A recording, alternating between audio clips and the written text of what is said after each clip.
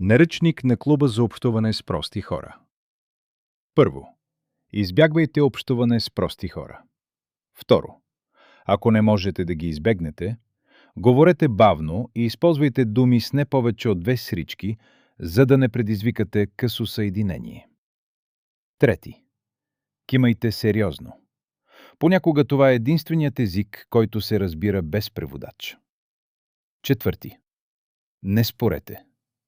Спорът с прост човек е като борба в кал с прасе. След време осъзнавате, че на прасето му харесва. Пети. При агресия използвайте древната техника «да, прав си». Работи по-добре от логика. Шести. Ако разговорът стане прекалено интелектуален, сменете темата с времето или цената на бензина. Това е безопасна територия. Седми. Поддържайте безопасна дистанция. Както при диви животни, никога не знаете кога ще решат да демонстрират доминиране. 8. Не използвайте сарказъм. Има риск да бъде приет буквално и после да трябва да обяснявате шегата с рисунки. 9.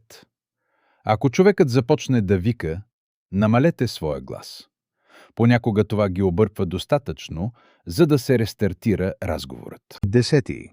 При крайна нужда използвайте стратегическо отстъпление. Известната техника «Извинявай, имам работа». Работи от векове.